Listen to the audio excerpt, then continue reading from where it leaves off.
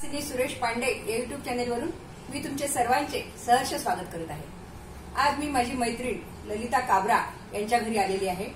या अतिशय हुशार माझ्या जवळची मैत्रीण आहे खूप आणि आमच्या महिला मंडळाच्या त्या अध्यक्ष आहेत। लहानपणापासून त्यांना वेगवेगळ्या गोष्टींची आवड आहे आणि त्या स्वतःचे छंद खूप छान जोपासतात। मॅडम तुमचं नाव सांगा।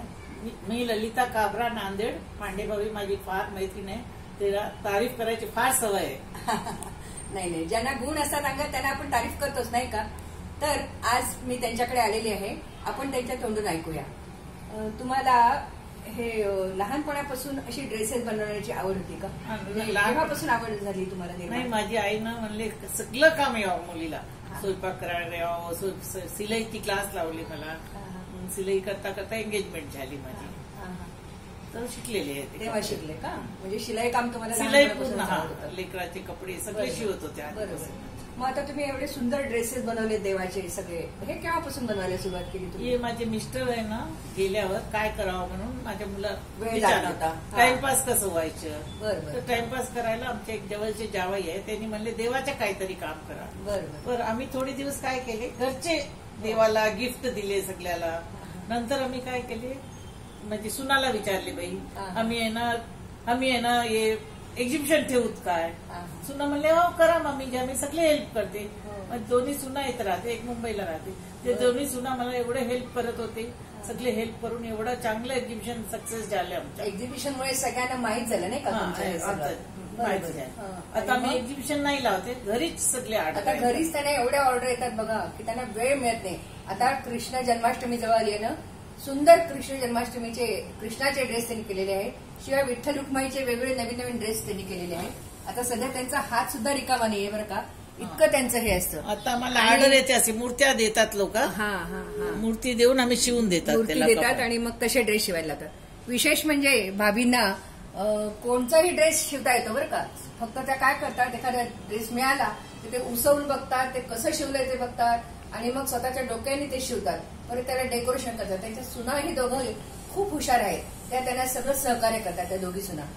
आणि तुम्ही मुलीला पण लावतात ना कामाला? मुली आधी गरीबाची मुली आहे आमची, मोलकरणीची मुली, तिला शिकवली। आता माझ्या हातचं फ्रॅक्चर झालं होतं, तर बसून काय करावं होतं, खाली नाही बसायचे म्हणून मैं लड़कियों को पैचेस बनाना, हार बनाना।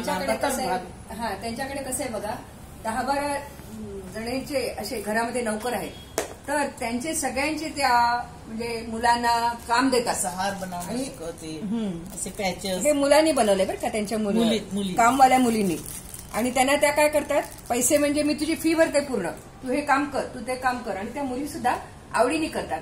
म्हणजे स्वार्थ आणि परमार्थ महत्वाचं म्हणजे मुलींना शिकवणे होते आणि त्यांचाही फायदा होतो नाही का, त्यांची फी भरली जाते आणि त्याने आनंदाने त्या हे कामं करतात। आणि त्यांना अशी गरीब लोकांना मदत करायची इतकी आवड आहे। आता तो सगळं त्यांचा 10-12 जणांच्या घरामध्ये त्यांचा ड्रायव्हर आहे, नंतर बागेतला माळी आहे, नंतर मुलांना सोडायला आणायला 2-3 नौकर आहेत, घरात काम करणारे स्वयंपाक मावशी आहेत, तसे 10-12 जण आहेत त्यांच्याकडे।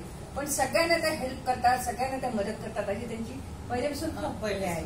आणि दर सीजन मध्ये त्याला फ्रूट द्यायचं, गहूच्या सीजन गहू द्यायचं, दर सीझन मध्ये फ्रूट द्यायचं। आता गरीब लोक कशाला द्राक्ष खातील, कशाला आंबे खातील, पण भाभी स्वतः एकट्या कधी खात नाही, सगळ्यांच्यासाठी वेगवेगळे पॅकेट आणते। द्राक्ष आले की द्राक्ष आणायचे, आंबे आले की आंबे आणायचे, असे सगळे फळं त्या गरीब लोकांना देतात। म्हणजे स्वतःमध्ये स्वतःसारखं त्यांना ट्रीट करतात। भाभी मी पंढरपूरला पण घेऊन जाणार, आता सगळ्या ग्रुपला त्या पंढरपूरला घेऊन जाणार आहेत। अशा आमच्या या दानशूर आणि अतिशय प्रेमळ भाभी आहे, त्या सगळ्या ग्रुपला आता त्यांचा ग्रुप कोणचा, कामवाली बाई, स्वयंपाकीण बाई, झाडूवाली बाई, अशा 10-12 हा परिवार आहे त्यांचा।